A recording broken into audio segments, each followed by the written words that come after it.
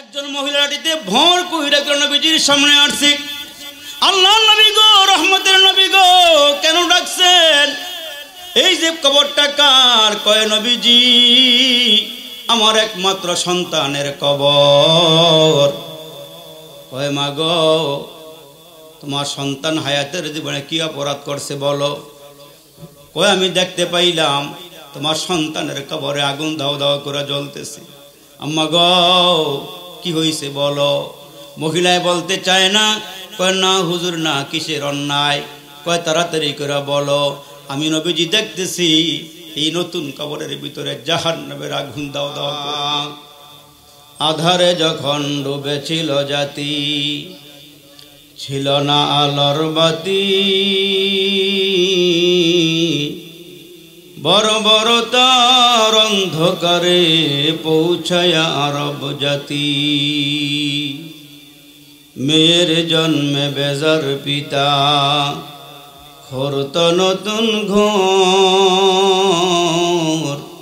কন্যা সন্তান জন্মিলে মায়ের কাঁপিত সেই অন্তর। সেই সে কঠিন দিনেতে মোদের আল্লাহর আশীর্বাদ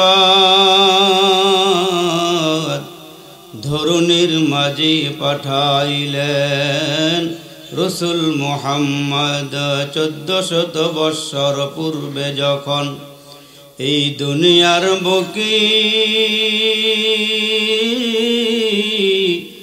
আল্লাহর নাম ছিল না কোথাও কোনো মানুষের মুখে। মন্দিরে শুধু বাজিত ঘণ্টা, ছিল না আজান ধ্বনি। সে আধার গর্তে তুমি এসেছিলে হে সাধক রব্বানি। মানুষের মাঝে মানুষ রূপী জন্ম নিয়া মানুষে করিল জয়। ভালোবাসা দিয়া, কোরআন দিয়া, হাদিস দিয়া, অন্তর দিয়া, মন্ত্র দিয়া, নয় কালামে জিন্দা কোরআন হাকিম। তাকাসারাত আনহু আফহামুর রিজালি। এমন একটা সময় ছিল, আগে আমাদেরকে ওয়াজ করা হইতো, তারপরে আমরা স্টেজে এসে ওয়াজ করতাম। মাহফিলে গেলে আগে ওয়াজ করতো আর বলতো হুজুর আসমানের উপরের ওয়াজ আর মাটির নিচের ওয়াজ করেন, মাঝখানের কোনো ওয়াজ আর করেন না।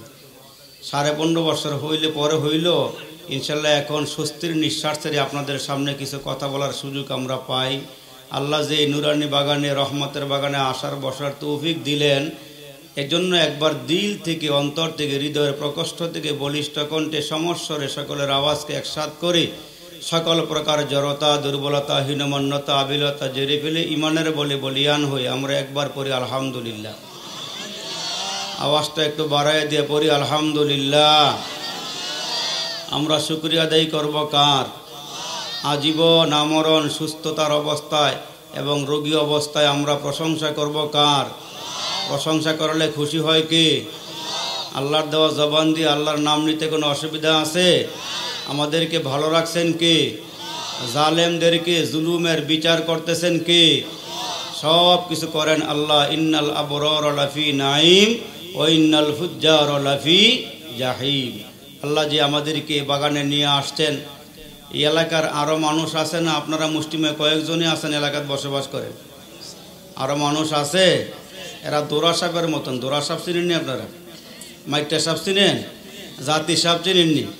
দেখবেন যখন ওই বিনবাসী যারা বাজায়, গর্তের পাশে খবর পাইছে সাপ আছে, কয়েক ঘন্টা পর্যন্ত বাঁশি বাজাইছে কিন্তু ভিতর থেকে কোনো সাপ বের হয় না। অতবার দেখা গেছে শাবল দিয়ে মাটি সরায়, ভিতরে দেখে জাতি সাপ না মাইটটা সাপ। তো মাইটটা সাপ জাতীয় যতই বাঁশি বাজাইবেন এগুলি গর্ত থেকে উঠবো না, আর জাতি সাপ উঠলে একটু ফস্কের উপরের দিকে উঠবো। তো যতই ওয়াজ মাহফিল দেওয়া হইতেছে, একদল আছে এরা চায়ের দোকানে গল্প গুজব করবই, এরা রাস্তাঘাটের দোকানে আড্ডা মারবই। আপনারা নেককার মুমিন প্রিয় পিয়ার আল্লাহর বান্দারা, আপনারা মাহফিলে আসছেন, বসছেন, এই জন্য আমরা আরেকবার আওয়াজ করে শুকরিয়া আদায় করি, বলি আলহামদুলিল্লাহ। এইখানে আসার বসার তৌফিক দিলেন কে? আল্লাহ আছে না নাই? আমরা আল্লাহর ক্ষমতা আছে না নাই? আছে। তো একটু ধৈর্য সহকারে বসেন। আমি আবার লম্বা ওয়াজ করার অভ্যাস আমার একেবারেই কম। যদি আল্লাহ আমার 1 ঘন্টা হায়াত দেয়, আমি 1 ঘন্টার ভিতরে ইনশাল্লাহ আমি শেষ করার চেষ্টা করব। আমাদের আজকের মাহফিলের যিনি আল্লামা প্রধান মেহমান, যিনি সভাপতি হিসাবে আছেন, হজরত আপনাদের সামনে আসেন, আলোচনা করবেন, আখেরি মুনাজাত দিবেন। আপনারা সকলেই অল্প সময়ের জন্য বসেন। আল্লাহ তাআলা এই বসাগুলোকে আমাদের পরকাল নাজাতের একটা উসিলা বানায় দিক। সকলে জোরে কোন আমিন। আর একটু আওয়াজ দিয়ে বলেন আমিন। এই মজলিসগুলোতে আসলে বসলে লাভ না লোকসান? এই চতুর্দিকে আওয়াজ হইতেছে, কোনো ভলান্টিয়ার নাই, মাহফিলের কোনো আমি কর্তৃপক্ষ আছে কিনা আমি জানি না, কোনো আওয়াজ কানে আসতে আর আওয়াজ করুন যায়। এই জন্য আমি বলবো সকলের কাছে, যারা মাহফিল কর্তৃপক্ষ আছেন, কমাস কম 1 ঘন্টার জন্য হলে একটা আওয়াজ বন্ধ করে দেন। আল্লাহ পাক রব্বুল আলামিন আমাদেরকে বুঝার তৌফিক দান করুক, বলেন আমিন। আর একটু জোরে কর, আওয়াজ বাড়াই দিয়ে বলেন। তার কারণ দোনো পক্ষের আওয়াজ না হলে ওয়াজ করুন যাইবটা। আপনার আমার পয়গম্বর বলেন, আলেম ওলামার মজলিসে আইসো বইসো, এরে বাবজান খুব খেয়াল করে কথা শুনবেন। আপনার আমার পয়গম্বর বলেন, আলাইকুম বিমুজালাসাতিল উলামা, আলেম ওলামার মজলিসে বইসো, আলোচনা শুইনো। এই যে আপনাদের সামনে মুরব্বী একজন বুজুর্গ আলেম বসা আছেন, আল্লাহ রসুল বলেন, মান নাযারা ইলা ওয়াজি আলিমিন তাকিয়িন ফাকান্নামা নাযারা ফি হযরাতিহি। আলেম ওলামার চেহারার দিকে তাকাইও, এদের দিকে নজর দিও। নজর দিলে ফায়দা হবে কি? নজর দিলে লাভ হবে কি? আল্লাহ রসুল বলেন, মান নাযারা ইলা ওয়াজি আলিমিন, যারা আলেম ওলামার চেহারার দিকে তাকাইলো, ওই উম্মত যেন আমি নবীর চেহারার দিকেই তাকাইলো। কি ভাবছেন? শুধু কি তাই রে মুসলমান?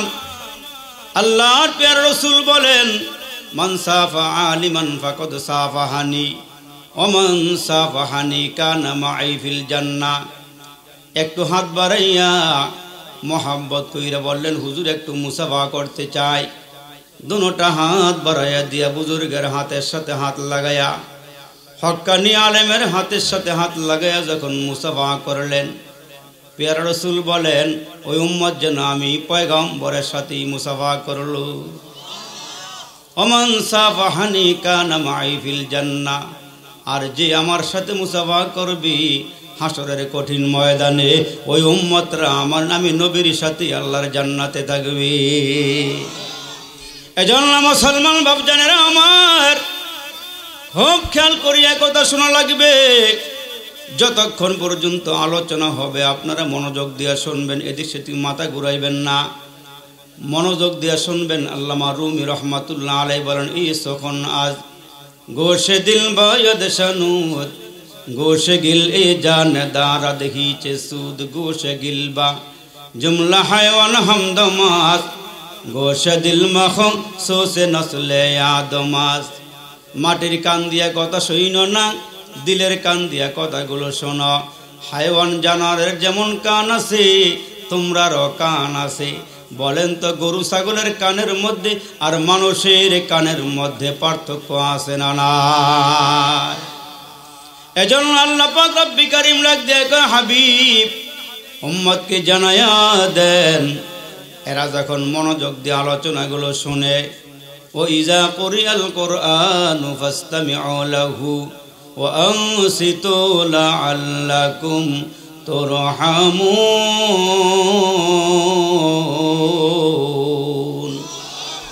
মনোযোগ দিয়ে কোরআনের তেলাওয়াত শুনবেন। এরে মুসলমান, দুনিয়ার ভিতরে একটাই কিতাব, বড় দামি কিতাব। এই দামি কিতাবের নাম হলো কোরআন। জোরে বলেন কি? আর জোরে বলেন কি? নাজিল করেছেন কি? তানজিলুম মির রাব্বিল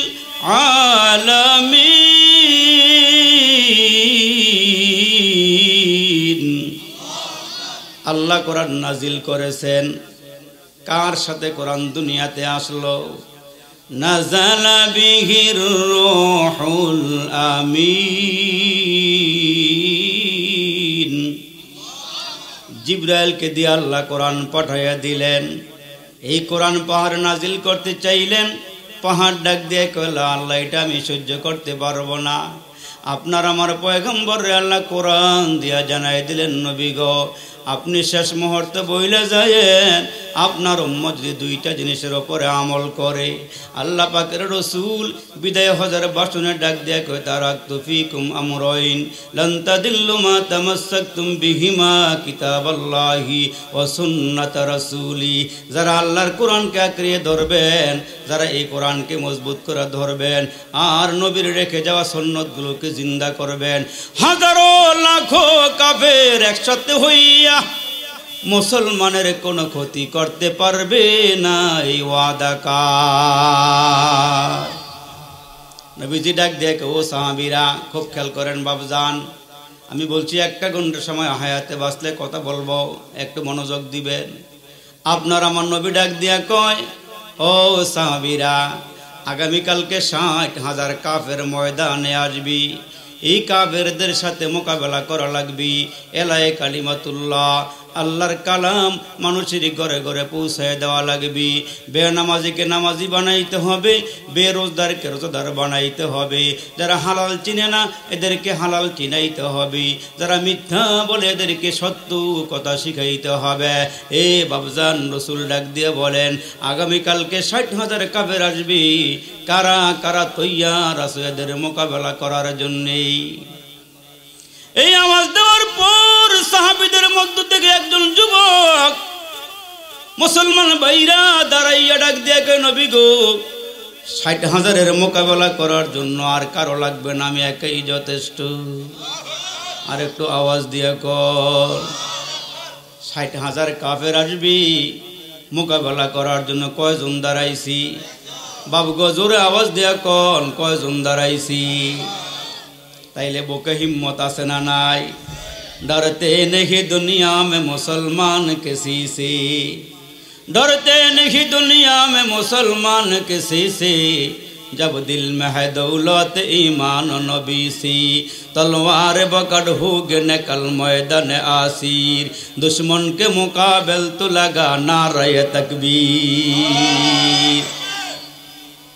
ए हमारे बाबजा खूब ख्याल करिया सुनेन, নবীজি ডাক দিয়ে কই, সাহাবীরা রে 60,000 কাফেরের মোকাবেলা করতে তুমি একা কেমনে দাঁড়ায়া গেলা? তোমার সাহস তো কম দেখি না, এত হিম্মত কোথায় পাইলা?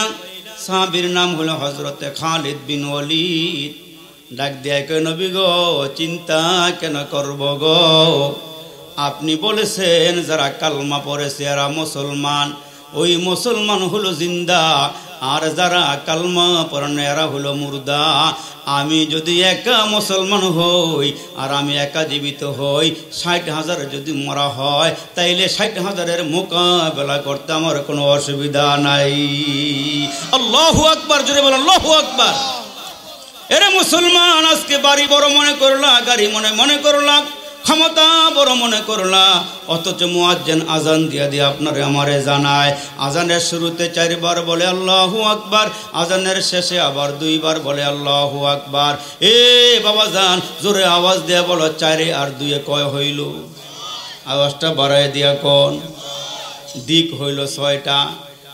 মুয়াজ্জিন ডাক দিয়া কয় আল্লাহু আকবার, ডাইন দিক থেকে আল্লাহ বড় হইল 1 বার, আল্লাহু আকবার, বাম দিক থেকে আল্লাহ বড় হইল 2 বার, আল্লাহু আকবার, সামনের দিক থেকে আল্লাহ বড় হইল 3 বার, আবার বলে আল্লাহু আকবার, পিছন দিক থেকে আল্লাহ বড়, শেষে আবার 2 বার আওয়াজ দিয়া কয় আল্লাহু আকবার, আল্লাহু আকবার। নিচের দিক থেকে আল্লাহ বড়, উপরের দিক থেকে আল্লাহ বড়। বাবুগো আওয়াজ দিয়া কয় সর্বদিক থেকে বড় কে? আগামী মুসলমান জানুয়ারির শেষ আর ফেব্রুয়ারির শুরু 1-2 3 দিন টঙ্গীর ইজতেমার ময়দানে আলেমদের তবলিগের ইজতেমা আছে না নাই? আওয়াজ দিয়া কোন, ওইখানে যাইবেন, মুরব্বীরা শিখাইয়া দিব আল্লাহ বড়, আল্লাহ বড়, এক আল্লাহর ইবাদত করো, আল্লাহ বড়, আল্লাহ বড়, এক আল্লাহর ইবাদত করো, 3 ফরজে গোসল করো, 4 ফরজে ওযু করো, 5 ওয়াক্ত নামাজ পড়ো, 6 সিফাতে বয়ান করো, 7 দোজখ ভয়ঙ্কর আট বেহেশত সোনার ঘর। যদি চাও বাঁচতে চলে যাও গাছতে, আসার আগে আজরাইল চলে যাও কাকরাইল।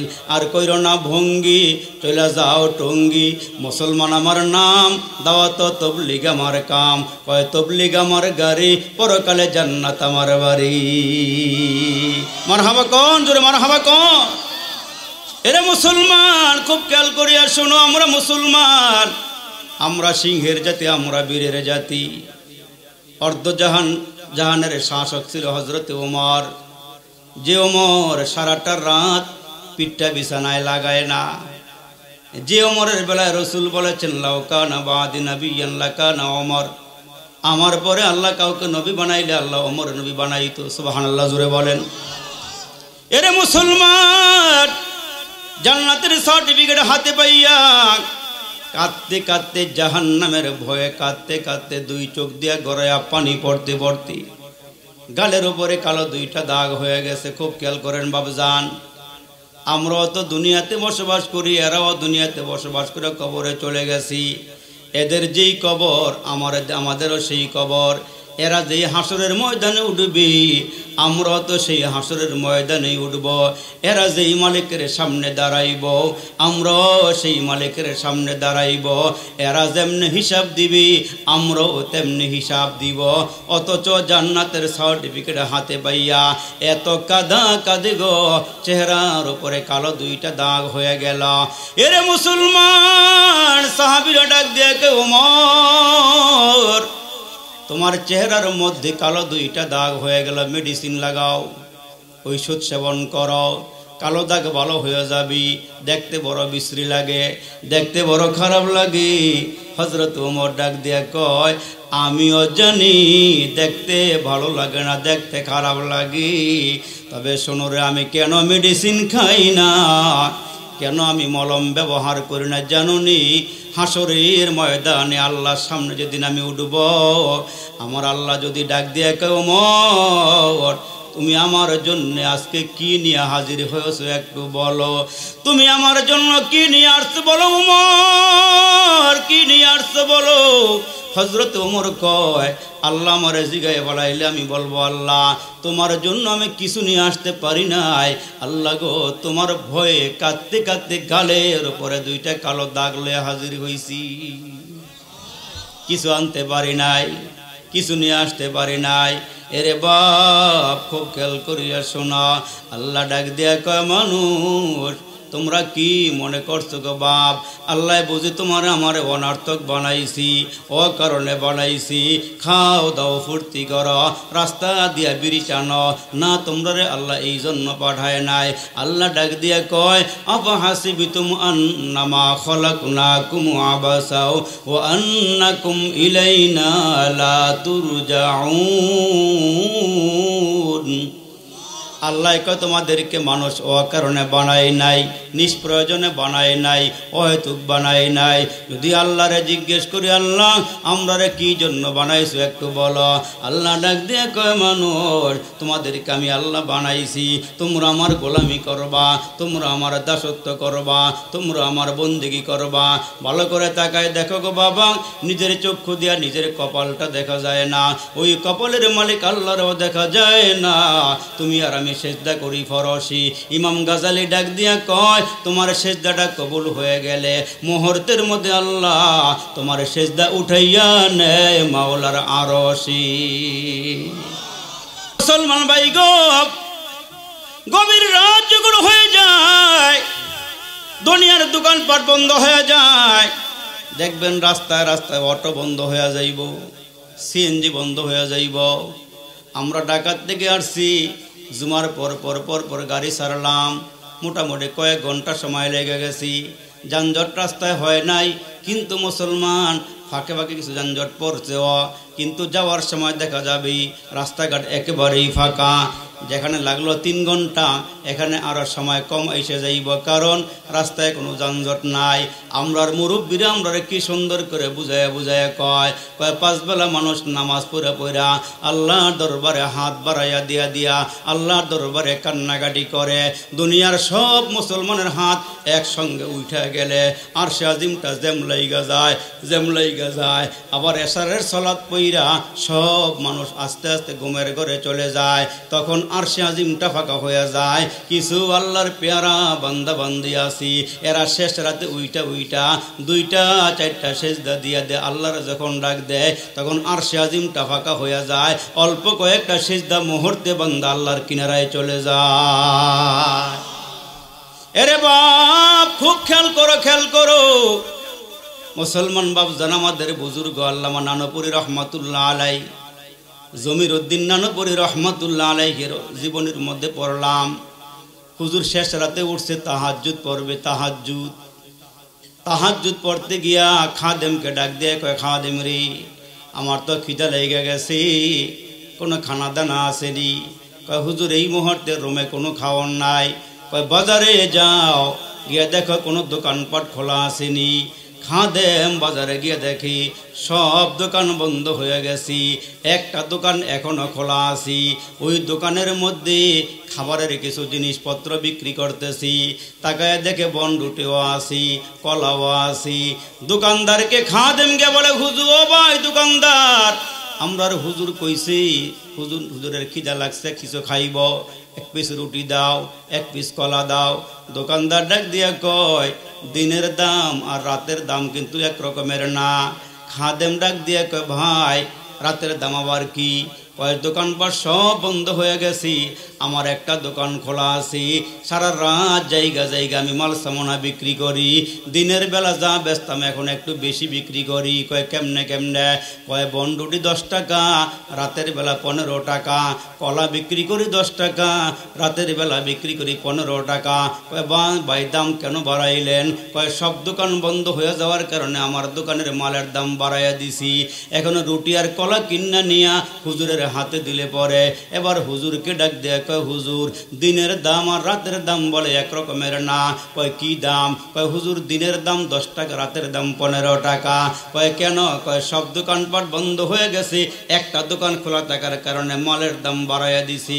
আল্লাহর ওলি মুস্কি হাসি দিয়া ডাক দিয়া কয়, খাদেম রে সব দোকান বন্ধ হয়ে গেলে যদি একটা দোকানের দামে মালের দাম বাইরে যায়, তাইলে একটু চিন্তা কর, সব মানুষ ঘুমায় গেলে কিছু আল্লাহর পেয়ারা বান্দা 2টা সেজদা দেয়, মাওলার দরবার ওই সেজদার দামও বাইরা যায়। খুব খেয়াল করেন বাবুজান। এরে মুসলমান, শাহ আব্দুর রহিম মুহাদ্দিস দেহলভী, শাহ ওলিউল্লাহ মুহাদ্দিস দেহলভীর বাবা গো একটু খেয়াল করে শোনো। বুজুর্গ বড় আলেম রে পাশে বসাইয়া রেখি, এত গভীর ওয়াজ করার মতন যোগ্যতা আমার নাই, হুজুরের ছাত্র হওয়ার যোগ্যতাও আমরার নাই। তারপরও মেহমান হিসেবে দাওয়াত দিচ্ছেন বলে কয়েকটা কথা বলি। শাহ আব্দুর রহিম আর তার বিবি একই বিছানার মধ্যে রাতের বেলা ঘুমায় আছে। খুব খেয়াল করেন, 3 ব্যক্তির আমল দেখা আল্লাহ মুস্কি হাসে আর ফেরেশতাকে ডাক দিয়া কয়, ফেরেশতারা সাক্ষ্য থাক, এই বান্দাকে আমি মাফ করে দিলাম। 1 নাম্বার, স্বামী আর স্ত্রী যখন বিছানার মধ্যে রাতের বেলা ঘুমায়, শেষ রাতে স্বামী উইঠা গিয়া তাহাজ্জুদের পানি দিয়ে ওযু করলো, তাহাজ্জুদ পড়ব, পানি নিয়ে ওযু করলো। ওযু শেষ হয়ে যাওয়ার পরে হাতের মধ্যে কিছু পানি আছে, পানির ফোঁটা আছে, গিয়া দেখে বিবি এখনো ঘুম ভাঙ্গে নাই, বিবির ঘুম এখনো ভাঙ্গে নাই। আম্মা গো খুব খেয়াল করে কথাগুলো শুনে যায় গো আম্মা। স্বামীর ঘুম ভাঙলো, ওযু করলো, ওযুর পানি এখনো হাতের মধ্যে কিছু আছে, ওই ফোঁটা পানি হাতের আঙ্গুলের মাথায় লেগে আছে। বিবির কাছে গিয়ে দেখে বিবি এখনো ঘুমায়। স্বামী আস্তে করে বিবির কিনারায় গিয়া ওই যে হাতের আঙ্গুলের অগ্রভাগে কিছু পানি আছে, ওই পানিগুলো চেহারার মধ্যে ফিকে মারল। বিবির ঘুম ভাঙ্গা গেল, চাক তাকাইয়া আছে, কিরে আমার চেহারার ভিতরে পানি কোথায় থেকে আসলো? কে পানি দিল? কোথায় থেকে আমার চেহারায় পানি আসলো? আমি তো ঘরের মধ্যেই শোয়া, আমি তো বাহিরে যাই নাই, বৃষ্টির পানিও পড়ে নাই, কুয়াশার পানিও লাগে নাই, চেহারার মধ্যে পানি কোথায় থেকে আসলো? চক্ষু দুইটা খুলে যাওয়ার পর স্বামী কিনারায় দাঁড়ায়া দাঁড়ায় ডাক দেখ, বিবিরি টেনশন করো না, চিন্তা কইরো না, আমি নামাজ পড়ার জন্য উঠছি, তুমি পড়বানি, এই জন্য তোমার ঘুম ভাঙ্গাইছি। এবার বিবি উঠে গেল। এরে মুসলমান, বিবি উঠছে, স্বামী উঠে নাই। বিবি যদি ওযু কইরা অবশিষ্ট পানি স্বামীর চেহারায় মারে, আল্লাহ তাআলা ওই মুহূর্তে নিকটতম ফেরেশতাকে ডাক দিয়া দিয়া কয়, দেখ কারবারটা শুরু করছে কি। সুবহানাল্লাহ কইতেন না জোরে? একজনে উঠে আর একজনরে উঠায়, এরা এই মুহূর্তে সিজদা দিবার চায়। ফেরেশতারা তোরা সাক্ষী থাক, এই দুজনের উপরে আমি রাজি হয়ে গেলাম, দুজনের উপরে আমি খুশি হয়ে গেলাম, এদেরকে বইলা দে আমি আল্লাহ এদেরকে মাফ করে দিলাম। সুবহানাল্লাহ জোরে কোন। 2 নম্বর আমল, যারা আল্লাহর ঘরের দিকে রওনা দেয়, মনে মনে নিয়ত করছে ইমাম সাহেবের পিছনে দাঁড়াইয়া দাঁড়াইয়া প্রথম কাতারে নামাজ পড়ব, কিন্তু বাড়ির থেকে রওনা দিতে গিয়ে একটু দেরি হয়ে গেল। আল্লাহর ঘরের সামনে গিয়ে দাঁড়ায় দেখলো প্রথম কাতার ফিলে হয়ে গেছি, খালি নাই। লোকটা দাঁড়ায় দাঁড়ায় আফসোস করে আর বলে, আরে দেরি হয়ে গেল, আসতে পারলাম না। আফসোস যখন শুরু করে একটা শব্দ বাড়ি করছি, ওই মুহূর্তে তার জবান দিয়ে একটা নূর বের হয়ে আকাশের দিকে চলে গেছি। ওই মুহূর্তে আল্লাহ ডাক দিয়ে দেখ ফেরেশতারা তাকায়া দেখ, এই বান্দা আমার কাছে টাকা চায় নাই, এই বান্দা আমার কাছে কোনো ধন দৌলত চায় নাই, বান্দা চাইতেছে প্রথম কাতারে দাঁড়ায় নামাজটা পড়ব, কিন্তু জায়গা পায় নাই। ও ফেরেশতারা সাক্ষী থাক, আমি তার উপর রাজি হয়ে গেলাম, তারে জানায়া দে আমি আল্লাহ তার গুনাহ খাতা মাফ করে দিলাম।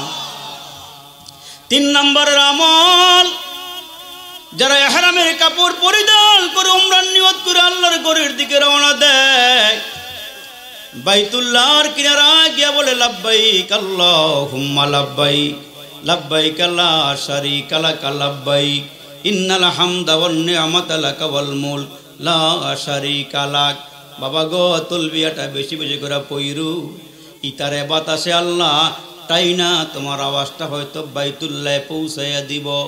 আমি রাত সাক্ষী বাবু গো, যখন শুরুর জামানায় টাকা পয়সা পকেটে নাই, বড় বড় আশা মদিনায় যাব, বড় আশা মক্কায় যাইব, মনে মনে খালি তালবিয়া পাঠ করি, লাব্বাইক আল্লাহুম্মা লাব্বাইক, লাব্বাইক লা শারীকা লাক লাব্বাইক, ইন্নাল হামদা ওয়ান নি'মাতা লাকা ওয়াল মুলক লা শারীকা লাক।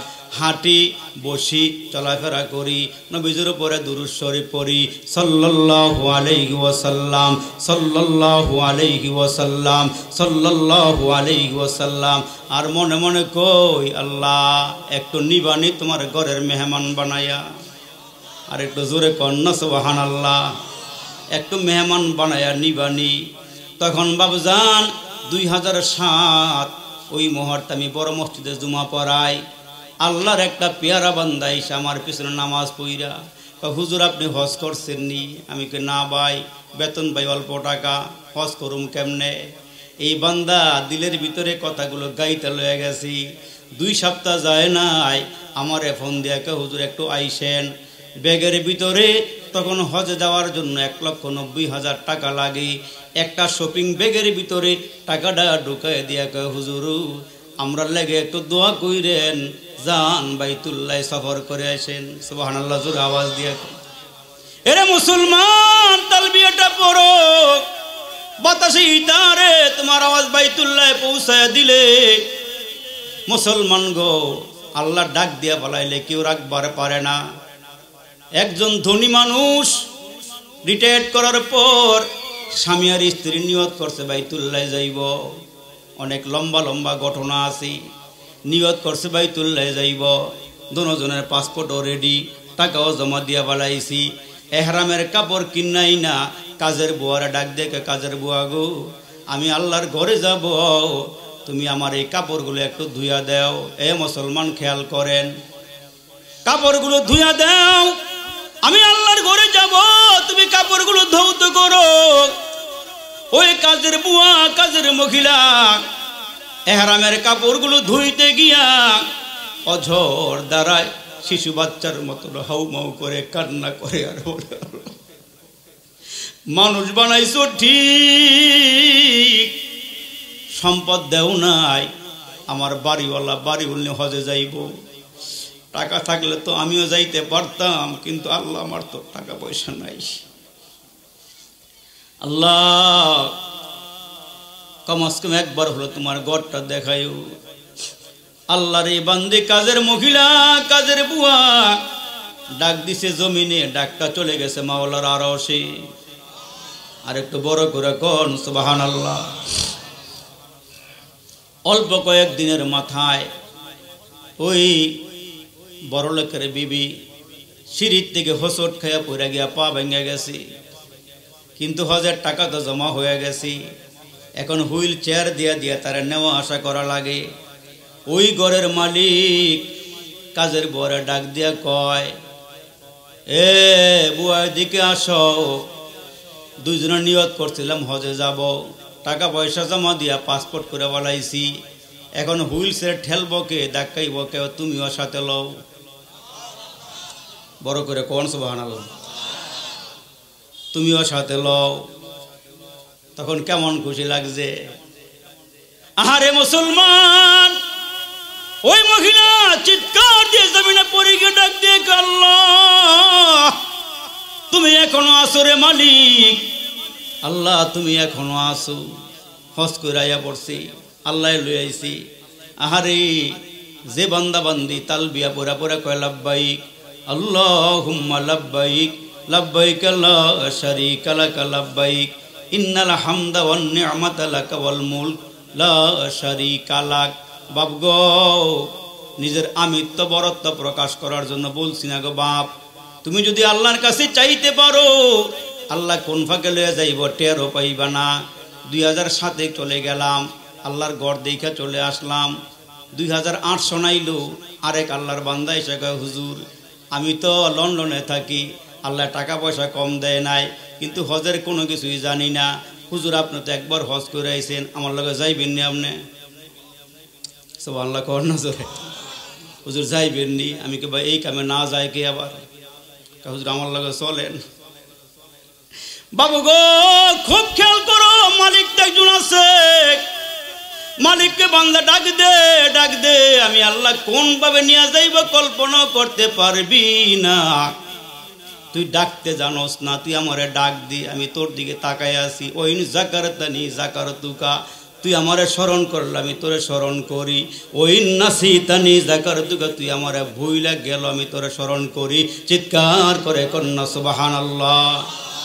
তো বলতেছিলাম শাহ আব্দুর রহিম তার বিবির লইয়া ঘুমাইছে, হঠাৎ করে স্বামীর ঘুম ভাঙ্গা গেল। তখন বিবির গর্ভে সন্তান আছে, জগৎ বিখ্যাত আল্লাহর ওলি, নাম ছিল শাহ ওলিউল্লাহ মুহাদ্দিস দেহলভী রহমাতুল্লাহ আলাই। এই শাহ ওলিউল্লাহ জগৎ বিখ্যাত মুহাদ্দিস। হাদিসের সনদ বর্ণনা করতে গেলে যার নামটা চলে আসে তার নাম হলো শাহ ওলিউল্লাহ মুহাদ্দিস দেহলভী রহমাতুল্লাহ আলাই। মার গর্ভে আসি, এখনো জমিনে আসে নাই। স্বামী চিন্তা করে বিবির পেটে বাচ্চা আছে, ডাক দিয়ে উঠাইলে কষ্ট হবে, নিজে নিজে উঠা নামাজের মধ্যে গিয়ে দাঁড়াইছি। খুব খেয়াল করেন। কিন্তু বিবির যখন ঘুম ভাঙ্গা গেল, তাকে দেখে বালিশটা খালি, স্বামী কিনারায় নাই। বিবি তো বুঝা ফালাইছে, বিবি তো বুঝা ফালাইছে স্বামী কই যাইব। তাকায়া দেখে স্বামী নামাজে দাঁড়াইয়া রইছে, নামাজে দাঁড়ায় রইছে। তো আল্লাহর বান্দিয়া ঘুম থেকে উঠছে, ঘুম থেকে উঠা উনিও আবার অজু করে আরেক রুমে গিয়ে নামাজে দাঁড়াইছি। দুইজনে দুই রুমে নামাজ পড়ে। তাহলে ঘরটার পরিবেশ কত সুন্দর। আমরার ঘরের মধ্যে এখন অনেক কিছু পাওয়া গেল, নামাজের মুসল্লা নাই, জিকির আজকারের তসবিহ তাহলিল নাই, কিন্তু ঘরে সব কিছু আছে। আল্লাহর নাম ঘরের থেকে বিদায় হয়ে গেছে। ঘরে সব কিছু আছে, আল্লাহর নাম বিদায় হয়ে চলে গেছে, ঘরটা এখন শূন্য হয়ে গেছে। দেখবেন এলাকার ভিতরে সব মানুষ গিয়া 2টা-3টা বাজে ঘুমাইব, আর ফজরের আজান যখন শুরু হয়ে যায় তখন মোসরামসরি করে কিছু আল্লাহর পেয়ারা বান্দা আছে মসজিদে আসে। বাকি এলাকার দিকে তাকাইলে মনে হয় যেন পুরো এলাকাটা কবরস্থান, পুরো এলাকা মনে হয় কবরস্থান হয়ে গেছে। কিন্তু আল্লাহর রহমত কেমনে আসবে, আল্লাহরে আমরা কেমনে পাইতাম?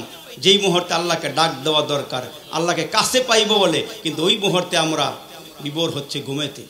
ঘুমিয়ে কাজা করিলাম ফজর, যখনই জাগিনি তখনই জোহর, হেলায় খেলায় কাটাইলাম আসর, মাগরিবে আজ শুনিয়া যান, এসাতে শামিল হও জামাতি, এখনো জামাতে আসরে ইস্তান। মুয়াজ্জিন 5 বার ডাকতেছে, আসো আসো মসজিদে আসো, আমার খোরাক দাও, কিন্তু আমরা সেদিকে ভ্রুক্ষেপ করি না। 2 জনে 2 দিকে নামাজে দাঁড়ায় রইছি। নামাজ শেষ করছে বিবি, নামাজ শেষ করে আল্লাহর দরবারে দোয়া করতেছে, আল্লাহ তুমি আমারে মাফ করে দাও, পেটের সন্তানকে জগতের বড় বিখ্যাত ওলি বানায় কবল করে নাও। এদিক দিয়ে বিবি যখন আল্লাহর দরবারে হাত বাড়াইছে, ওদিক দিয়ে স্বামীও নামাজ শেষ করে মোরাকাবার মধ্যে বসে আছি। মোরাকাবাতে বসে আছি, বিবি তো আল্লাহর দরবারে হাত বাড়াইয়া দিছি। হাত যখন বাড়াইছি, আল্লাহর এই বান্দি, এই নিজুম রাত, ঘরে কোনো মানুষ নাই, নিজের রুমে কোনো মানুষ নাই, অন্য রুমে স্বামী আছি। আল্লাহর দরবারে 2টা হাত বাড়ানোর পরে তাকায় দেখে গো, তার এই বড় 2টা হাতের মাঝখানে আরো 2টা কচি কচি হাত বাইসা উঠছি। জোরে কোন সুবহানাল্লাহ, জোরে কোন। বড় হাতের মাঝখানে আরো ছোট 2টা হাত বাইসা রইছি। এরে মুসলমান বাবাজিরা রে আমার, 2টা হাত যখন বাইসা রইছে, আল্লাহরই বান্দি ভয় পেয়ে যায়। ভয় পাইয়া জড়সড় হইয়া মুনাজাত বন্ধ করে চুপি চুপি বসে আছি। চুপ হয়ে যখন বসা আছি, আল্লাহু আকবার, ভয় পেয়ে গেছি, মুনাজাত বন্ধ করে দিছি। আর স্বামী আরে ক্রমে বৈশা বৈশা মোরাকাবা করে, আর বিবির দৃশ্য দেইকা দেইকা মুস্কি মুস্কি হাসে। সুবহানাল্লাহ, মুস্কি মুস্কি হাসে। বাবজান আবার মুনাজাতে হাত বাড়াইছি, আবারও তাকায় দেখে গো, কচি কচি 2টা হাত বাইসা উঠছি। এবার মুনাজাত বন্ধ করে স্বামীর রুমের দিকে একটা দৌড় মারছি। ভয় পেয়ে গিয়া কয়, স্বামী একা একা উঠা আমি নামাজের মুসল্লায় দাঁড়াইয়া নামাজ শেষ করে মুনাজাত দিছি। স্বামী গো তাকাইয়া দেখি 2 হাতের মধ্যে 2টা কচি কচি হাত বাইসা রইছি। শাহ আব্দুর রহিম ডাক দেখে, বিবি রে চিন্তা করিও না, এগুলো জিনবুতের হাত নয়, তোমার হাতের সাথে তোমার পেটের সন্তান অলিউল্লাহ মুহাদ্দিসে দেহলভী মুনাজাতে তোমার সঙ্গে হাত বাড়াইয়া দিছে। এরা কেমন বুজুর্গ আল্লাহওয়ালা ছিল, এরা কেমন দামি ছিল। এরে মুসলমান খুব খেয়াল করেন, আমি আপনাদের সামনে ছোট্ট একটা সূরা তেলাওয়াত করেছি। এই সূরাটার নাম হচ্ছে সূরাতুল আসর। কি সূরা? জোরে কন্যা কি সূরা? কোরআন শরীফের ভিতরে 4টা ছোট ছোট সূরা আছে।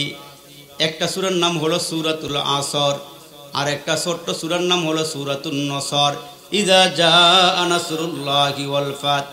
আর একটা ছোট্ট সূরা হলো সূরাতুল কাউসার, ইন্না আতাইনাকাল কাউসার।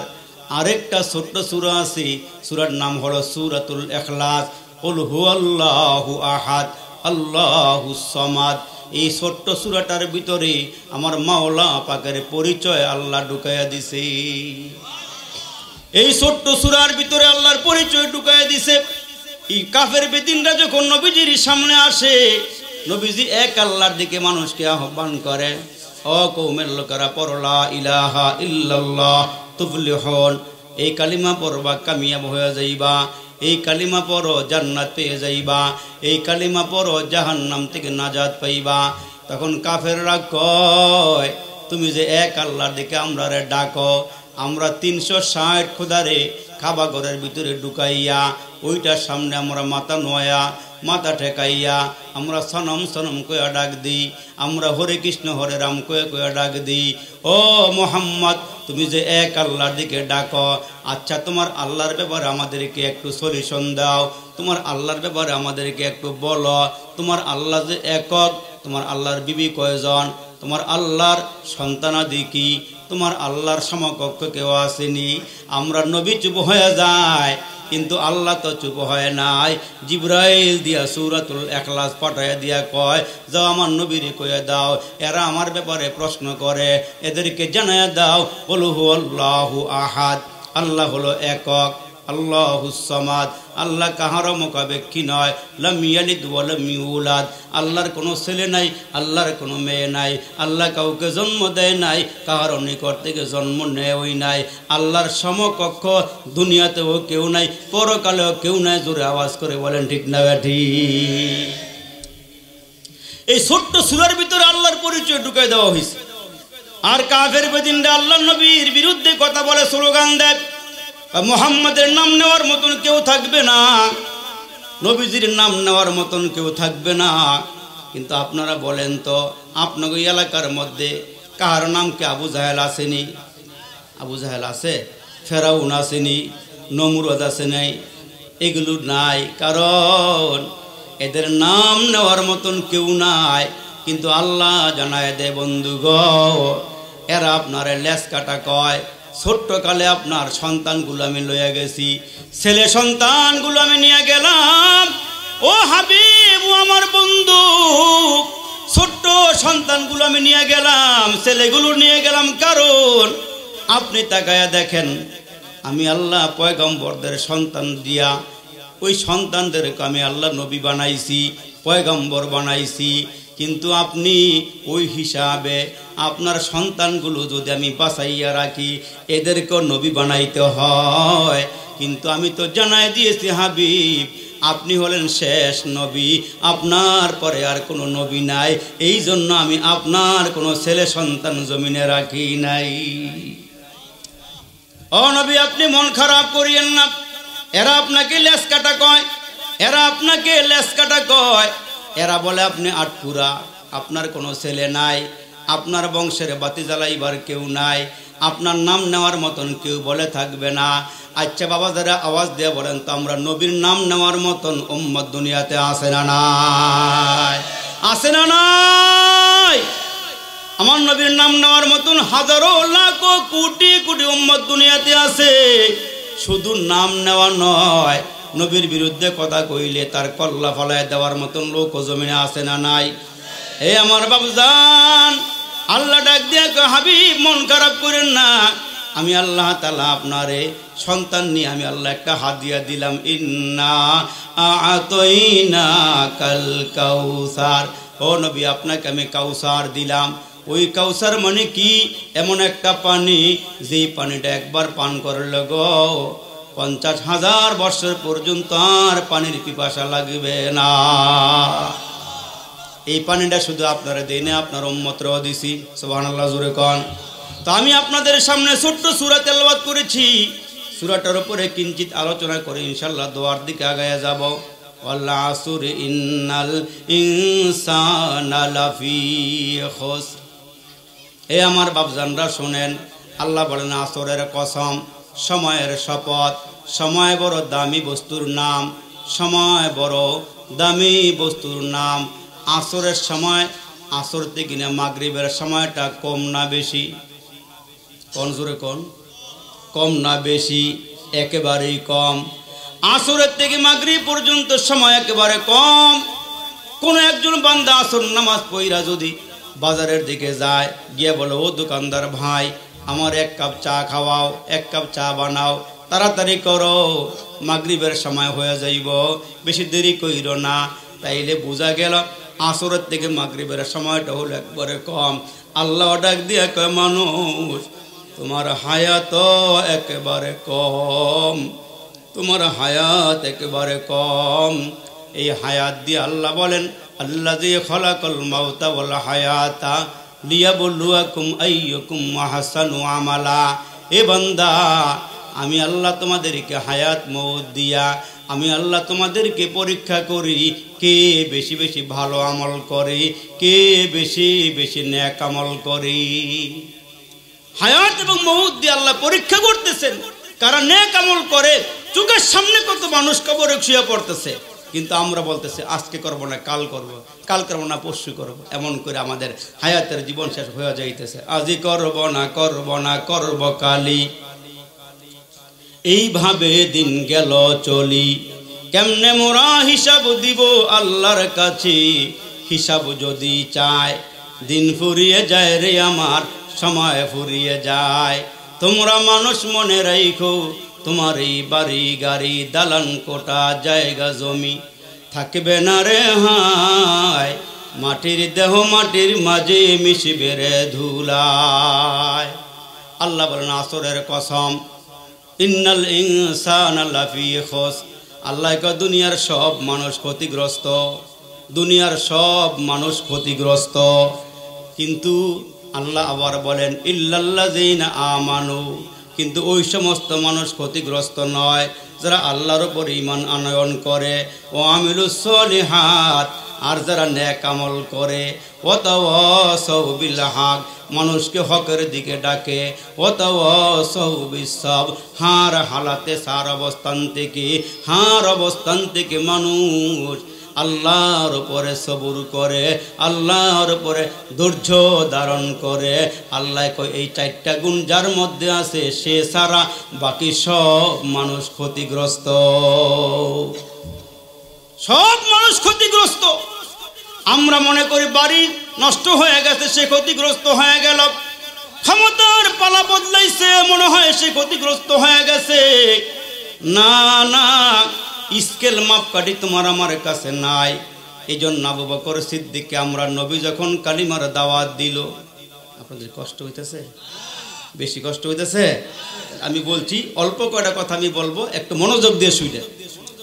নবী সাহাবী, মক্কা নগরীর একজন বড় মানুষ, বড় সফল ব্যবসায়ী, নাম ছিল হযরত আবু বকর সিদ্দিক রাদিয়াল্লাহু তাআলা আনহু। নবীজি এই সাহাবীর কালিমার দাওয়াত দিলেন, পরলা ইলাহা ইল্লাল্লাহ।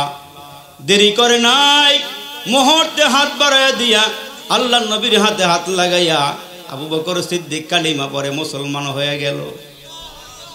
নবীজির হাতে হাত দিয়ে কালিমা পরে মুসলমান হয়ে গেল। খেয়াল করেন, কিন্তু আবু বকর সিদ্দিক আমরা নবীরে ডাক দিয়ে, নবী গো, আপনি যে আল্লাহর পয়গম্বর, আপনি যে নবুয়তের দাবিদার, তার কোনো প্রমাণ, তার কোনো ডকুমেন্টস আপনার কাছে আসেনি। আমার নবী তো নিজের থেকে কিছুই বলে না, মা ইয়ানতিকু আনিল হাওয়া ইন হুয়া ইল্লা ওয়াহয়ু ইউহা। আল্লাহ নবীরে না বলাইলে আল্লাহ নবী নিজের থেকে কিছুই বলে না, আল্লাহ বলাইলে আমরা নবীও বলে। নবীজি চুপ হয়ে গেলে ইন্দিমের টাইমে জিবরাইল নবীজির কাছে এসে হাজির হয়ে গেছে। আল্লাহ নবী গো, আপনি বলেন। কয় কি? কয় আজ থেকে 5 বছর আগে। কয় বছর?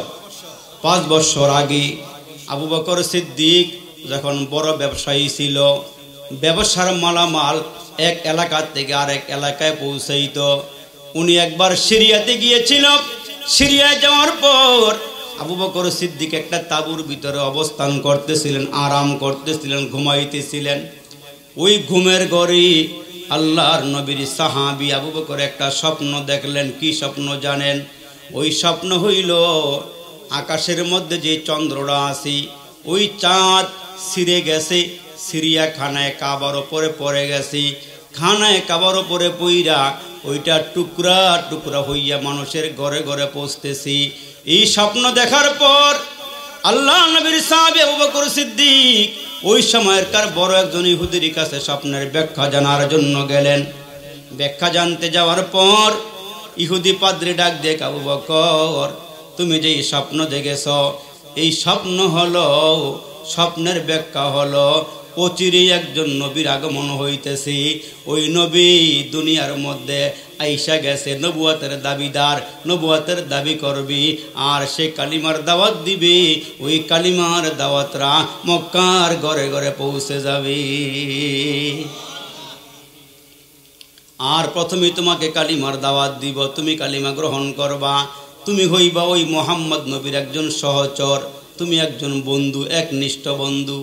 আল্লাহ রসুল ডাক দিক আবু বকর, ওই যে তুমি সিরিয়াতে গিয়া 5 বছর আগে একটা স্বপ্ন দেখেছিলা, ওই স্বপ্ন হইল আমার নবীর নবুয়াতের দলিল। বুঝে আসছেনি? এ আমার বাবজান, আর একটু খেয়াল করেন। আবু বকর সিদ্দিক কালিমার দাওয়াত গ্রহণ কইরা এখন মানুষের দ্বারে দ্বারে গিয়া গিয়া কালিমার দাওয়াত দেয়। কালিমার দাওয়াত দিতে গিয়া কিছু সময় দোকানের সময় দেয়, কিছু সময় নিজের ব্যক্তিগত কাজে লাগায়, আর বাকি সময়টা কালিমার দাওয়াতে দেয়। সুবহানাল্লাহ, জোরে কোন। এখন দাওয়াত দিতে গিয়া বড় মজা লাগে, বড় ভালো লাগে। যার যেই কাম, বিড়ি খাওয়াইনার কাছে বিড়ি বড় ভালো লাগে, গাঁজা খাওয়াইনার কাছে গাঁজা বড় ভালো লাগে, বাবা খোরের কাছে বাবা বড় টেস্ট লাগে। আর যারা আল্লাহর কাম করে, আল্লাহর কাম করতে তার ভালো লাগে। এবার আবু বকর সিদ্দিক কালিমা গ্রহণ করে মানুষের ময়দানে কালিমার দাওয়াত দেয়। দাওয়াত দিতে গিয়া বড় মজা লাগে, বড় মজা লাগে, মজা লেগা উঠছি। এই মজা লাগতে গিয়া এখন আর দোকানদারিতে ভালো লাগে না, ব্যবসায় মন বসে না। এ মেয়া, খুব খেয়াল করেন, ব্যবসায় ভালো লাগে না, বাজারে দোকানদারি করতে ভালো লাগে না।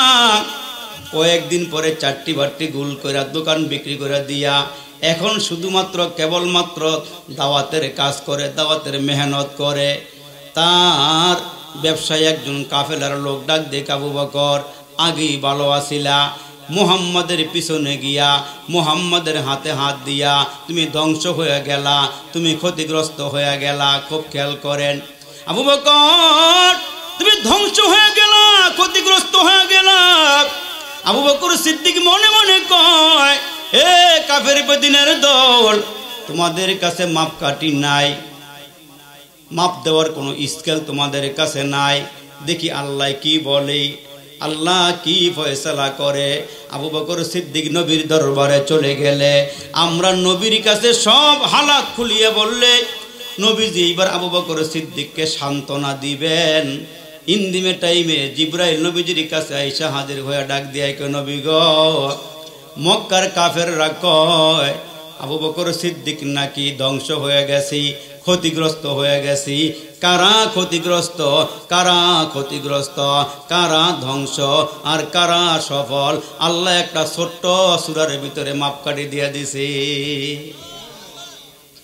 ওই ছোট্ট সূরা হইল ওয়াল আসরি ইন্নাল ইনসানা লাফি খুসর ইল্লাল্লাযীনা আমানু ওয়া আমিলুস সলিহাত ওয়া তাওয়াসাউ বিল হক ওয়া তাওয়াসাউ বিস সাবর। আল্লাহ জানাই দিয়ে হাবিবি গো, যারা স্কেল দেয়, যারা মাপকাঠি দেয়, এদেরকে জানাইয়া দেন, এদের কাছে স্কেল নাই, মাপকাঠি নাই। আমি আল্লাহ জানাই দিলাম, দুনিয়ার সব মানুষ ক্ষতিগ্রস্ত। তারা যদি আদম নবীর যুগের মানুষ হয়, ইব্রাহিম নবীর যুগের মানুষ হয়, ইসমাইল নবীর যুগের মানুষ হয়, ও মুসলমান ইয়াকুব নবীর জমানার মানুষ হয়, কিন্তু 4টা গুণ যদি এদের মধ্যে না থাকে, তাইলে এরাও ক্ষতিগ্রস্ত। কিয়ামত পর্যন্ত আনেওয়ালা সব মানুষ ক্ষতিগ্রস্ত। কিন্তু 4 গুণ যার মধ্যে আছে, সে কোনোদিন ক্ষতিগ্রস্ত নয়। কি বুঝলেন? যার মধ্যে 4টা গুণ আছে, সে ক্ষতিগ্রস্ত নয়। 1 নম্বরে ঈমান নামক দৌলত। যদি আপনি এক দেশ থেকে আরেক দেশে যাইতে চান, পাসপোর্ট লাগেনি, কথা কয় না, ভিসা লাগেনি, ভিসা পাসপোর্ট ছাড়া কি যাওয়া যায়নি? যাওয়া যায় না। যদি আপনার পাসপোর্ট ঠিক থাকে, ভিসা ঠিক থাকে, যেই দেশে যাইবেন আপনাকে সাদরে গ্রহণ করে নিব। কয় ভালো হয়েছে, তোমার সব ঠিকঠাক আছি। আল্লাহ ডাক দিয়া কয়, ঈমান নামক পাসপোর্ট লইয়া, বিসনে কামল নামক ভিসা লইয়া কবরে আইসো, তাইলে কবরের ফেরেশতারা তোমাদের সাথে আচরণ ভালো করবি। আমল না লইয়া কবরে আইসো না। নবীর মেয়ে হইল সারনাই, সারনাই, নবীর মেয়ে হইল সারনাই। আমল যদি লইয়া না কবরে যাও, কি হয়েছিল? আবু যর গিফারে গিয়া কিন্তু ফাতেমারে কবরে নামাইবার আগে ডাক দিয়া দিয়া কইছিল, ও কবরের মাটি, তুমি কি জানো তোমার মধ্যে কারে শোয়াইব? তুমি কি জানো তোমার মধ্যে কারে নামাইব? তুমি কি জানো তোমার মধ্যে কারে এখন দাফন করব? উনি হইল নবীর মেয়ে ফাতেমা, হাসান হুসাইনের মা, জান্নাতি মহিলাদের সর্দারনি, আল্লাহু আকবার, শেরে খোদা হযরত আলীর বিবি। তখন মাটি কি কইছিল? মাটি কিন্তু কথা কয়, ইয়াউমা ইযিন তুহাদ্দিসু আখবারহা, জমিন সব কিছু খুইলা খুইলা বইলা দিব। এই জামানার মধ্যে কিছু বুজুর্গের সাথে মাটি কথা কইছি। আল্লাহর ওলি শেখ সাদী রহমাতুল্লাহ আলাই, এর মুসলমান গোসল করার জন্য গোসল করার জন্য গোসলখানায় ঢুকছে। গোসলখানায় ঢুকার পর দেখে গোসলখানার ভিতর থেকে খালি মেশ কম্বরের ঘেরান আসতেছে। সুবহানাল্লাহ কর।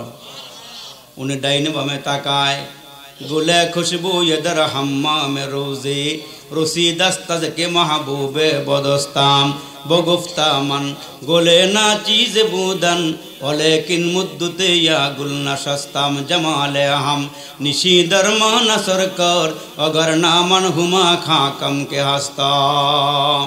বাংলা কবি কয়, একদা সানের আগারে বসিয়া হেরুন মাটির ঢিলা, হাতে নিয়া তারে শুকিয়া দেখুন সুবাস মেলা, কহিনু তারে কস্তুরি তুমি কি আতর দান, তোমার গায়ে সুবাস বরা তুমি কি গুলিস্তান। গুলিস্তান মানে ফুলের বাগান। শেখ সাদী গিয়া দেখে ওই যে গোসলখানার ভিতরে এক টুকরা মাটির টিলা পরে আসি, ওই মাটির টিলাটা হাতে নিয়ে নাকের কাছে নিছে। নাকের কাছে নেওয়ার সঙ্গে সঙ্গে তাকায়া দেখে গো, ওই মাটির টুকরার ভিতর থেকে মেশকম্বর ঘেরান আসতেছে। তখন মাটিয়ে কি কয়, কখিনো এসব কিছু নহি আমি অতি নিচু মাটি, কখিনো এসব কিছু নহি আমি অতি নিচু মাটি, ফুলের সুবাসে তাকিয়া আমি হয়েছি যে খাঁটি।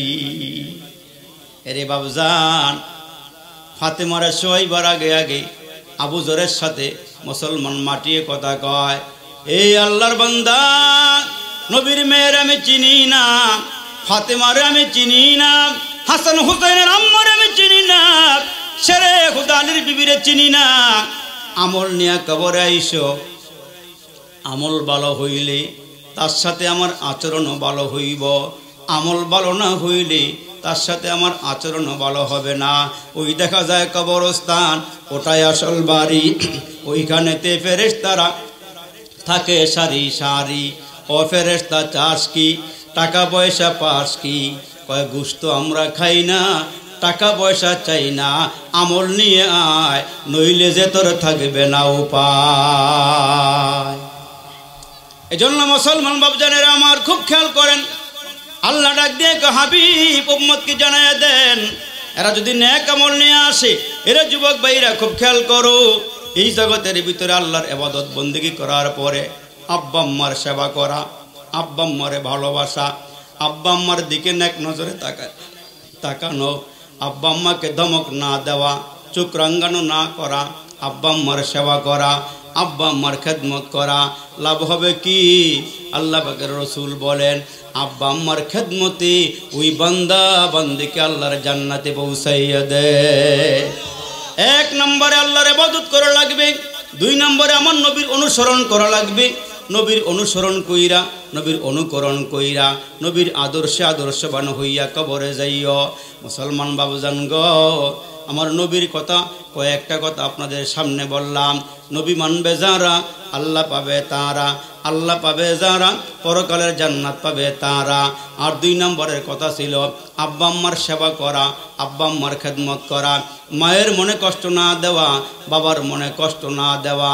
যেমন আল্লাহ নবী রহমাতাল লিল আলামিন মদিনা শরীফ যাওয়ার পরে দিয়া কয়েকজন সাহাবী নিয়া নবীজি জান্নাতুল বাকি কবরস্থান, ওই যে মদিনার মাকবারায়ে বাকি বিশাল বড় কবরস্থান, আল্লাহ নবী কয়েকজন সাহাবী নিয়া ওই কবরস্থান জিয়ারত করার জন্য গেলেন। খুব খেয়াল করেন, রহমাতাল লিল আলামিন কবর জিয়ারত করতে যখন চলে গেলেন, কয়েকজন সাহাবী আল্লাহর নবীর সাথে আছেন।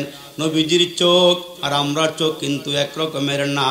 নবীজি হাঁটি হাঁটি পা পা করে আস্তে আস্তে আস্তে আস্তে সবগুলো কবর দেখা দেখা আমরা নবী খুশি। কিন্তু একটা কবরের কিনারায় দাঁড়াইয়া আল্লাহ নবী আর সামনের দিকে আগায় না। সাথের সাহাবীরা ডাক দিয়ে আল্লাহ নবী গো, সবগুলো কবরস্থান কবর দেখা আপনি খুশি খুশি সামনে আগাইলেন, এই নতুন একটা কবর এটার কিনারায় দাঁড়াইয়া আপনি কেন রসুল মন খারাপ হয়ে গেল? আমরা নবী ডাক দিয়া কই সাহাবীরা রে, আমি দেখতে পাইতেছি নতুন কবরের ভিতরে আগুন ধাও ধাও করে জ্বলতেছি। নাউজুবিল্লাহ, জোরে কোন। সাহাবীরা, নতুন কবরের ভিতরে আগুন ধাও ধাও করে জ্বলতেছি, যাও তাড়াতাড়ি করে যাও মদিনার বাজারে যারা দোকানদারি করে, কার জানি আত্মীয় মারা গেছে, কার জানি ছেলে মারা গেছে, কার জানি ভাই মারা গেছে, তাড়াতাড়ি করে যাও মদিনার বাজারে গিয়া ঘোষণা দাও সব বাজারের দোকানদার যেন দোকানগুলো বন্ধ কইরা এই মুহূর্তে কবরস্থানে আসি আর মুর্দা ব্যক্তিদের জন্য দোয়া করে আমি রসুল এখানে আসছি। আল্লাহ নবীর সাহাবীরা গিয়া ঘোষণা দেন, ও বাজারের মুসলমানেরা, সাহাবীরা তাড়াতাড়ি করে আসো, আল্লাহ নবী মাকবারায়ে বাকির কিনারায় দাঁড়াইয়া আছি, জলদি করে আসো, তাড়াতাড়ি করে আসো, কবর জিয়ারতে আসো। সব সাহাবীরা আসলে পরে রসুল ডাক দিয়া কয়, তোমরা আল্লাহর দরবারে একটু দোয়া করো, আমার আল্লাহ যেন এই মুহূর্তে কবরের আযাবকে দূর করে দেয়। এরে বাবজান, সবাই দোয়া করে চলে যাওয়ার পর নবীজি ডাক দিয়া বলেন, তোমরা সবাই তো আসছো, দোয়া করছো, এই কবরের ব্যক্তি যে মারা গেছে তার কোনো আত্মীয় এখনো আসে নাই, জলদি করে যাও গিয়া খবর নাও তার কোনো আত্মীয় স্বজন দুনিয়াতে আছে কিনা। এরে আমার বাবাজিরা, মুসলমান ভাইরা রে, বন্ধুরা, রসুলের সাহাবীরা মদিনার গড়ে গড়ে গিয়ে সংবাদ দেয়। এ যুবক কলিজার টুকরা, খেয়াল করো, যখন গিয়া মদিনার গড়ে গড়ে আওয়াজ দেয়, ওই যে নতুন একটা কবর, এটা কার সন্তান, এটা কার ভাই, জলদি করে আসো, দ্রুত গতিতে আসো। নবীজি দাঁড়ায় রইছি। যখন খবর পাইছি একজন বৃদ্ধা মহিলা লাঠিতে ভর কইরা কইরা কইরা কইরা আমার নবীর সামনে এসে দাঁড়াইছে, চিৎকার করে বলেন না সুবহানাল্লাহ। একজন মহিলা লাঠিতে ভর কইরা করে নবীজির সামনে আসছে। আল্লাহ নবী গো, রহমতের নবী গো, কেন ডাকছেন? এই যে কবরটা কার? কয় নবীজি, আমার একমাত্র সন্তানের কবর। কয় মা গো, তোমার সন্তান হায়াতের জীবনে কি অপরাধ করছে বলো? কয় আমি দেখতে পাইলাম তোমার সন্তানের কবরে আগুন দাও দাও করে জ্বলতেছে। আম্মা গো, কি হয়েছে বলো? মহিলায় বলতে চায় না।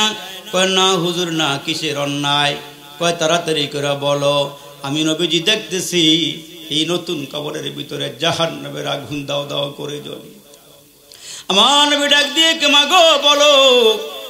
ওই মহিলা লাঠিতে ভর করে দাঁড়ায় ডাক দিয়ে, কে নবী গো, আমার বুক ফেটে যায়, আমি কেমনে বলতাম গো নবীজি, আমার এই বাচ্চাটারে পেটে রেখা আমার স্বামী দুনিয়া থেকে বিদায় হয়ে চলে গেছে। ও হুজুর, পরের বাড়িতে কাজ কইরা কইরা কইরা কইরা আমি জীবন কাটাইছি গো নবীজি। বাচ্চাটা একটা সময় প্রসব করছি, বাচ্চাটা দুনিয়াতে আসছি। ও হুজুর, পরের বাড়িতে কাজকর্ম করে করে আমি সন্তান লালন পালন করছি। সন্তানটা এক সময় মানুষ হয়েছে, বড় হয়েছে হুজুর। কিন্তু হুজুর, ভাগ্যের কে নির্মম পরিহাস গো হুজুর। এই ছেলেটারে লেখাপড়া করাইলাম, নিজে না খাইয়া খাওয়াইলাম, কত আদর করলাম, কত সোহাগ দিলাম, কত চুমু খাইলাম, কত মমতা দেখাইলাম, কত ভালোবাসা দেখাইলাম। কিন্তু হুজুর, ছেলেটা আমার অজান্তে বিয়ে করে বলাইছি। ও হুজুর, ছেলেটা আমার না জানাইয়া বিয়ে করছে, আমি কিছুই বলি নাই, সেইটাও মেনে নিলাম। কিন্তু হুজুর, আমার ছেলে যখন দূরে চলে যায়, বৌমাটা বড় খারাপ পড়ছে, কথায় কথায় আমারে গালমন্দ করে, কথায় কথায় আমারে ক্রিটিসাইজ করে, কথায় কথায় আমারে ঘাড়ে ধাক্কা দিয়ে ঘর থেকে বের করে দেয়। হুজুর গো, সহ্য করতে পারি না, আবার রাতের বেলা সন্তান ঘরে ফিরলে বৌমা আমার বিরুদ্ধে নালিশ দিলে সন্তান খেপে যায়, আমারে মারতে আসি, আমারে ধরতে আসি, গালিগুলোজ করি, হুজুরকে আমি সহ্য করতে পারি না। একটা দিন এমন হইছে সন্তান কাজের থেকে ফিরে ঘরে আসছি, আল্লাহ নবী গ সকালবেলার থেকে আমার বৌমা আমারে খাবারও দেয় নাই, আমারে কতবার ঘরের থেকে বের করে দিছে। হুজুর গো আমি জানি সংসারে আগুন লাগবে, এই জন্য আমি নীরবে নীরবে সহ্য করছি, সন্তানের কাছেও বিচার দেই নাই। কিন্তু রাতের বেলা বৌমা সন্তানকে ঘরে পাইয়া একা একা বিচার দিয়া সন্তানটারে ফুলাইয়া বলাইছি, হুজুর এই সন্তানটা আমারে কিছু আমার বৌমার কথা শুই না আমারে ঘরের থেকে ধাক্কা দিয়া বাহিরে ফালাইয়া দিছে হুজুর। বাহিরে ফালাইয়া দিয়া শেষ করো নাই গো হুজুর, আমারে যখন বুড়া মানুষ ধাক্কা দিয়া ফালাইয়া দিছি আমি চিৎকার হয়ে বাইরে পড়ে গেলাম। ও হুজুর আমার শরীরের চামড়াগুলো খসে গেল। হুজুর গো সারা রাত এরা ঘরের দরওয়াজা লাগাইয়া ঘরে শুয়ে রইল, আমি মা বাহিরে বসিয়ে বসিয়ে কাঁদলাম। হুজুর গো আমারে তারা ঘরে নেয় নাই, শেষ পর্যন্ত আমি আর একজনের বাড়িতে চলে গেলাম। ও হুজুর কোনোদিন আমার সন্তান আমারে বাড়িতে আনে নাই, মানুষের বাড়ি বাড়ি হুজুর গো আমি কাটাইয়া কাটাইয়া এ পর্যন্ত চলে আসছি। ও হুজুর হঠাৎ করে ছেলেটা অসুস্থ হইয়া দুনিয়া থেকে বিদায় হয়ে চলে গেল। ও হুজুর আমার সন্তানের উপরে আমি না খোঁজ, আমার সন্তান আমারে কষ্ট দিছে, এই জন্য আমি সন্তানের উপরে না খোঁজ। হুজুর গ ও হুজুর আমার সন্তানটা আমারে কষ্ট দিয়েছে, তার উপরে আমার ব্যথা, তার উপরে আমার কষ্ট। আল্লাহ পাকে নবী ডাক দিয়ে কেমা গ তোমার এই কষ্টের কারণে তোমার সন্তানের কবরে আগুন জ্বলতেছে। নাউজুবিল্লাহ জোরে কর। তুমি নারাজ হওয়ার কারণে তোমার সন্তানের কবরে আগুন জ্বলতেছে। আম্মা গো তোমার সন্তানরে মাফ করে দাও, তোমার সন্তানরে ক্ষমা করে দাও। এ বাপজান একটু খেয়াল করে শুনবেন, কয় সন্তানরে মাফ করে দাও। মা এত রাগ করছি, মা এত কষ্ট পাইছি, সন্তানকে মাফ করে না, সন্তানকে মাফ করে না। রসুল ডাক দিয়ে আম্মা গো তুমি না মাফ না করলে তোমার সন্তানের কবরের আগুনও সরবে না। বারবার বলার পরেও মহিলা এত কষ্ট পাইছে, কয় না হুজুর আমি ক্ষমা করতে পারি না। রসুল আল্লাহ পাকের দরবারে দোয়া করে, আল্লাহ আমারে যেমনে করে কবরের আগুন দেখাইছু এই সন্তানের মারও তুমি এক ঝলক আগুনটা দেখায়া দাও, হয়তো তার মনটা দিলটা নরম হবে। যেই মাত্র মহিলা দাঁড়ায় আছে দেখতেছে তাকায়া তাকায়া কবরের ভিতরে আগুন ধাও ধাও করে জ্বলে। মহিলাটা লাঠিতে ভর দিয়ে দাঁড়াইছে, চিৎকার দিয়ে জমিনে পড়ে ডাক দিয়া কয় হুজুর এই সন্তানটা পেটে বোঝা বইছি, ও হুজুর নিজে না খাইয়া সন্তানটারে খাওয়াইছি, হুজুর চোখের সামনে সন্তান কবরে আগুনে জ্বলবি, আমি এটা সহ্য করতে পারবো না। হুজুর গো আল্লাহর একটু কন, আল্লাহ যেন আমার সন্তানটারে মাফ কইরা দেয়। এই দুনিয়াতে একমাত্র নিঃস্বার্থে যারা সন্তানকে ভালোবাসে তারা হইল মা।